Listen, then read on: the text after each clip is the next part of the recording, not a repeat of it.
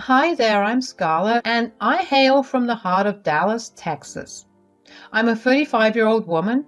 I have got a story to tell, so grab a seat and let me take you on a little journey through my life. It all began when I was 25, living the Dallas dream. I'm a Texas gal, born and bred, and back then I was just your regular gal working at a local design firm. Life was pretty sweet, but then one day, while I was sipping on my go-to caramel latte at this cozy cafe near work, I crossed paths with what I thought was destiny. I met Nick, my husband, and let me tell you, he was one charming dude. He had just rolled into Dallas after wrapping up college in New York. This guy had a smile that could make ice cream melt in a snowstorm. We got to talking, and before we knew it, we were head over heels. We would chat for hours about everything under the sun, our dreams, our lives, and it felt like we had known each other forever. Love was in the air. A few years later, under the Texas sky, we made it official, tying the knot in a beautiful, intimate ceremony. Just a year after our sweet wedding day, our little Rex showed up. He was a bundle of joy with big blue eyes and the most infectious giggle you would ever hear. Our family was complete and life was perfect. My little Rex is 7 years old. He is a real firecracker, full of life and curiosity about the world. Watching him grow and explore life has been the greatest joy of my life. A year ago, I walked in on a scene that I had never thought I would witness. It was a devastating revelation. My husband, Nick, was cheating on me with none other than Bella, his best friend from college. You know, I always thought Bella was harmless. She had been around since forever, and there were moments when I questioned her proximity to Nick. But Nick, ever the smooth talker, used to tell me she was like a sister to him. I took Nick at his word, for my trust in him was unshakable, and I believed that our bond was equally strong. Bella would visit Nick from time to time, flying in for what Nick portrayed as innocent reunions. It struck me as odd, but I did not want to appear paranoid or irrational. I told myself they were merely best friends catching up. Then came that fateful day when I discovered the truth. Bella had flown into town for the weekend, and she was insistent about babysitting Rex while I enjoyed a much-needed outing with my friends. I decided to catch a movie and perhaps do some shopping, relishing the rare chance to unwind. Nick told me that he was called into his office on a Saturday, so he had no choice but to go there. My friends and I did watch the movie, though our shopping plan had been cancelled due to an unexpected change in one of my friend's schedules. I returned home a lot earlier than anticipated. As I walked into the house, a chill ran down my spine and my heart sank. There, right in front of me, was a sight I could never have imagined. Nick and Bella were kissing each other, and they both were all over the couch. "What the hell is happening here?" "Scarlett, what are you doing here? You're supposed to be here later." "Huh? Are you serious? This is my home, not yours. Also, that is my husband and not yours." "Scarlett, please, babe, this is not what it seems to be. I can explain." "I don't need your explanation. How long has this been going on for?" Nick looked at me in the eye and told me the truth. "Well, a while." "How much is a while?" Don't get angry, Scarlett. It was when you were pregnant with Rex. But it was an on and off thing, I promise." "Since I was pregnant? You were cheating on me while I was pregnant with our son? It has been 7 years. I am disgusted by you, Nick." "Scarlett, we never meant for it to last this long, but we love each other." "Love? I can't believe this. And where is Rex? Where is our son while all this is happening?" "I put him to bed earlier. I lied about the office call." "You put our child to bed and you were doing this while he was in the next room?" Scarlett, I know I messed up, but it was not like that. I never wanted to hurt you or Rex. Scarlett, please believe us. We are so sorry. Yes, I'm sorry, darling. I'll do anything in the world to make it up to you. Sorry? Sorry does not fix this. You have betrayed everything we had. Our family, our love, everything. And you, Bella? I let you into my house without ever questioning you, and you do this. You are nothing but a homewrecker. Scarlett, please, we need to figure this out. I love you, and I don't want to lose our family. Love does not involve cheating. I need some time to think about this. I will leave. Oh, you surely will. Bella left in a hurry, and Nick decided to sleep in a different room for a week. The tension was suffocating and the silence was deafening. I was absolutely shaken. It was incredibly difficult to come to terms with what had happened. This was beyond disgusting. Nick, the man I had loved and trusted, had turned out to be a pathetic excuse for a husband. The ultimate betrayal was staring me in the face. For a week, we didn't talk. It was all cold shoulders and distant glances. The house felt emptier than ever, even though we were all under the same roof. I could not continue living like this, torn between the love I had for my son and the anger I had for my husband. So, after a week of soul-searching and sleepless nights, I made a decision. I had to choose my own well-being and that of my son over a man who had deceived me in the worst possible way. Nick, we need to talk. Scarlett, I am again very sorry for what happened. Save your apologies. I've made my decision. I want a divorce. Live here in Dallas or go to New York to be with the love of your life. I already know your office has a branch in New York City. You are out of this house. Ask them for a transfer or something. I do not care. I want you out. Scarlett, please let us not rush into this. I messed up, but I love you. Messed up? For 7 whole years? It never even occurred to you what you were doing to our family? It is not like that, Scarlett. Bella and I, we never meant for this to happen. But it did, Nick. You chose to betray me, your wife, with your so-called friend.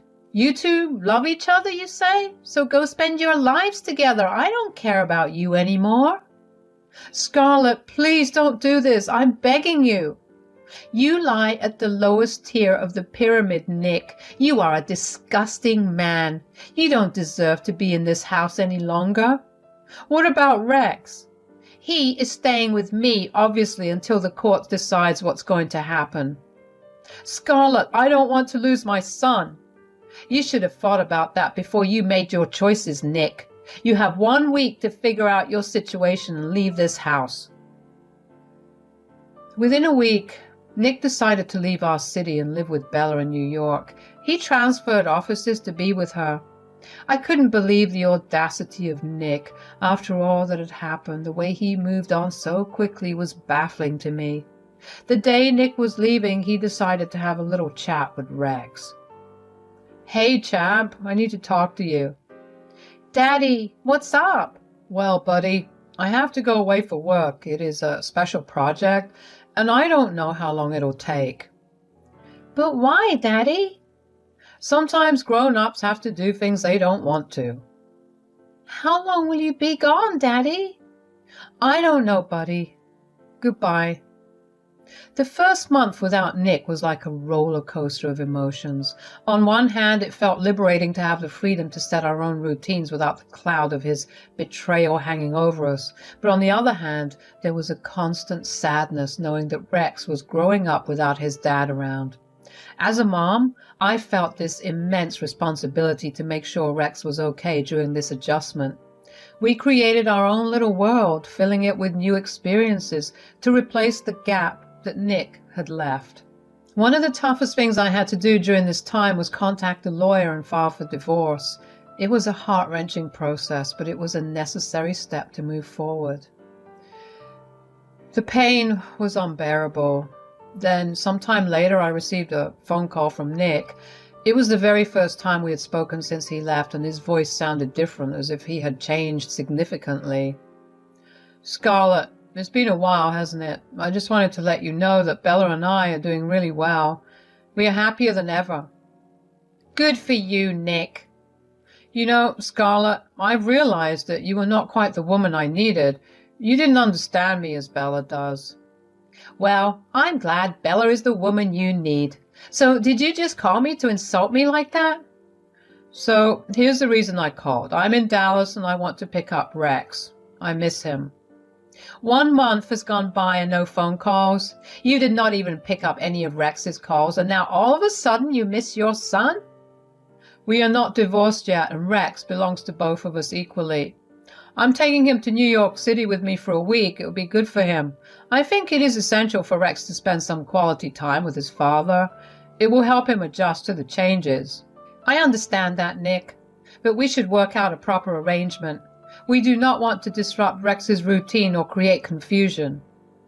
"Scarlett, I'm his father. I know what's best for him. I already bought his plane ticket. This is happening. I will drop by later tonight. Just pack a bag for him, will you?" "Sure." After my talk with Nick, I had to shift gears and prepare Rex for his week with his dad, so I packed a bag for him. You know, the essentials, his favorite toys, clothes, and that worn-out stuffed bear he can't sleep without. I wanted Rex to feel at home wherever he was. Then came the heart-to-heart talk. I sat him down and tried to make it as light as possible. I told him he was going on an adventure in New York City with his dad, and Bella would be there too. Oh, the innocence. And then I gave him his tablet and told him I would contact him about it. He was nervous and excited at the same time. Later that night, Nick and Bella came to pick Rex up. I watched them from the window as their car pulled up. "Bella, I did not know you'd be here too." "Well, Scarlett, you should have expected that. Bella and I are together now." "Yeah, Scarlett, we are very much together." "Look, this is not the time or place. I can't believe he'll be living with you and Bella." "You better believe it." "And one more thing, Nick. When you are with Rex, please don't tell him what's really going on between you and Bella. Don't put any ideas into his head. He's just a kid and he doesn't need to be caught up in all of this." "You are always overthinking things, Scarlett."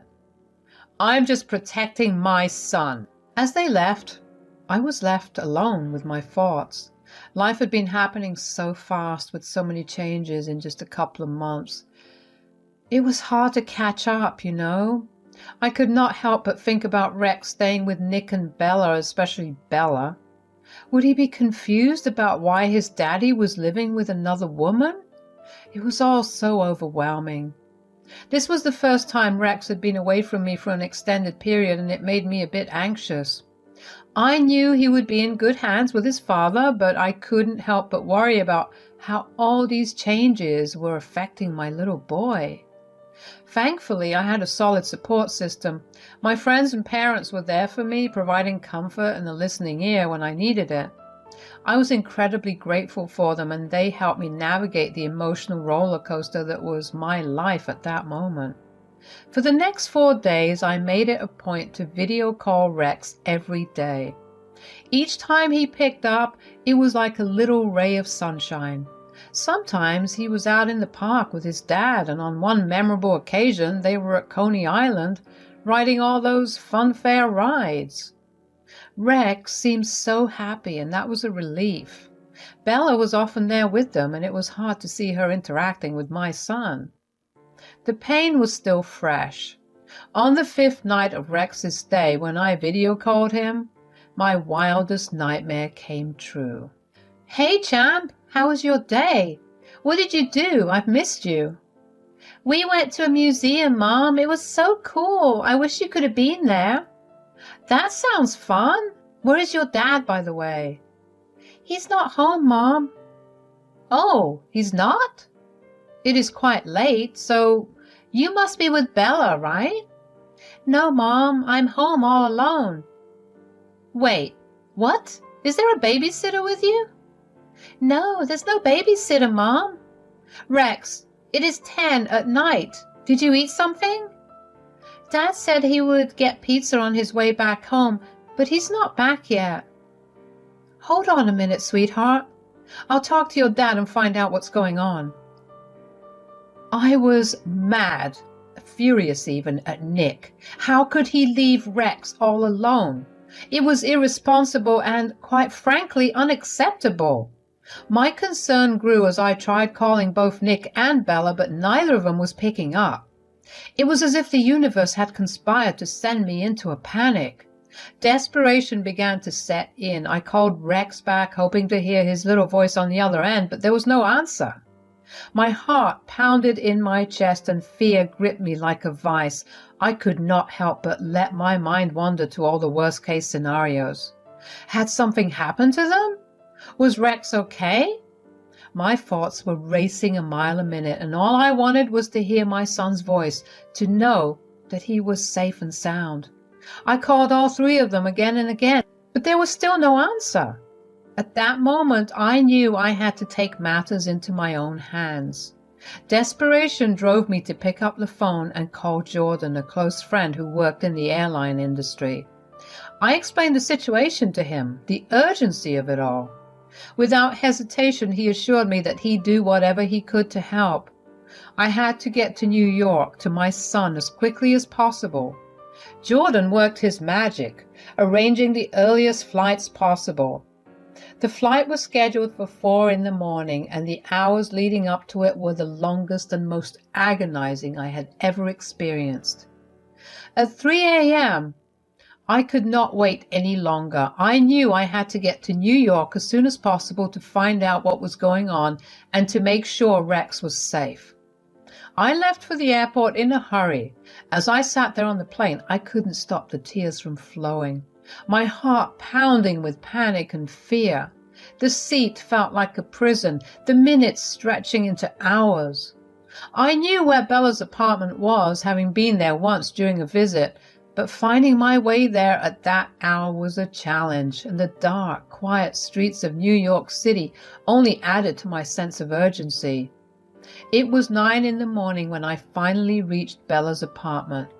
Exhausted, frantic, and terrified, I stood outside her door, my heart pounding. My knuckles hit the door in a hurried rhythm, each sound feeling like an eternity as I waited for someone to answer. Rex finally answered the door. It seemed like he had just woken up. I hugged him and held on to him, crying, "Rex, I'm so glad you're okay. I was so worried." "I was asleep, Mom." "Thank God you locked the door from the inside."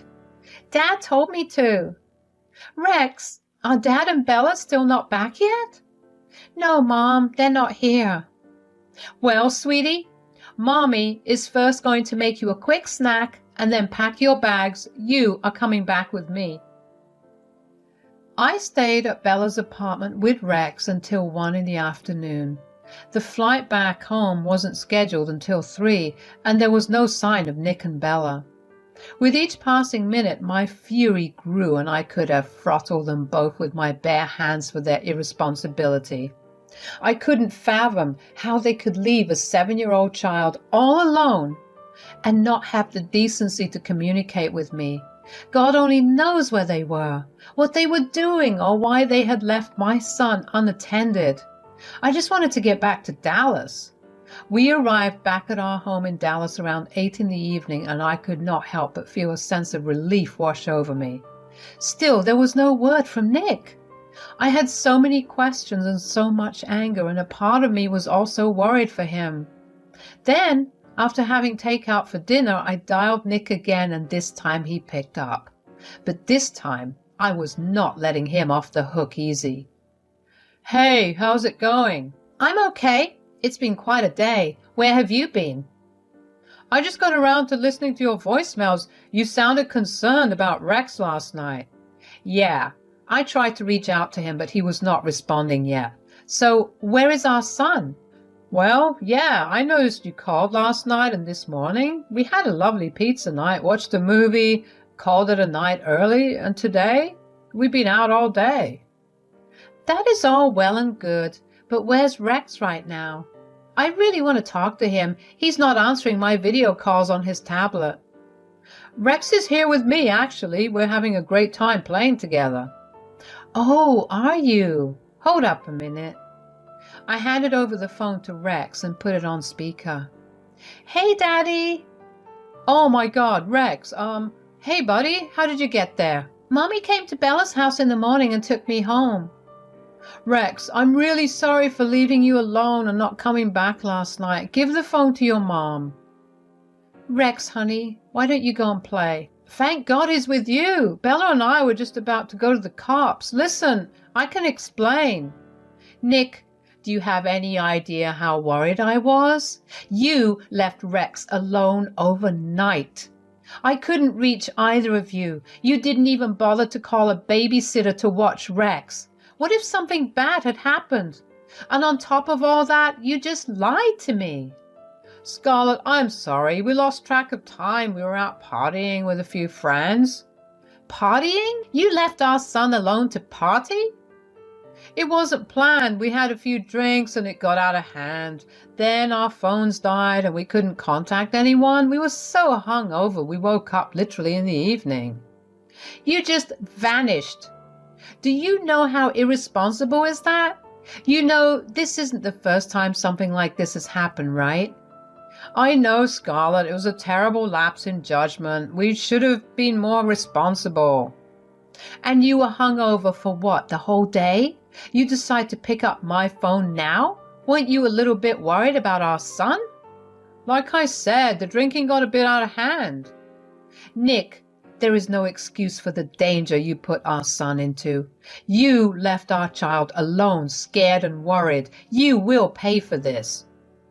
Oh, you're threatening me? Blaming me for having a little fun?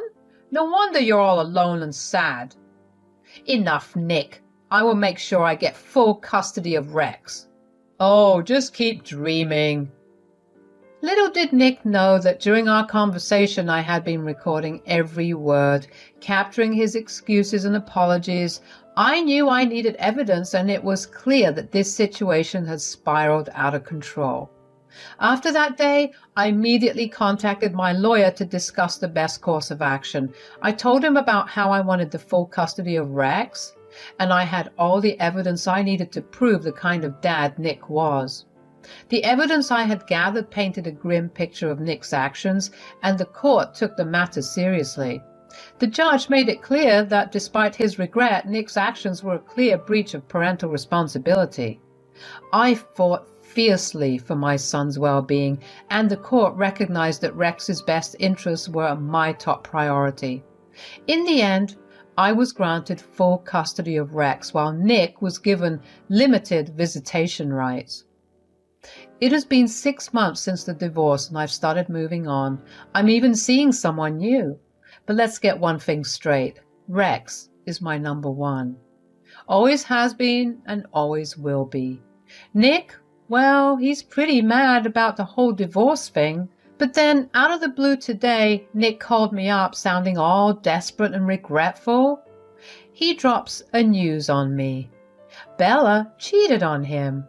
Talk about a plot twist. He wanted me to take him back. Ha ha, what a joke. Well, they say what goes around comes around. And today, it seems like life's giving Nick a little taste of his own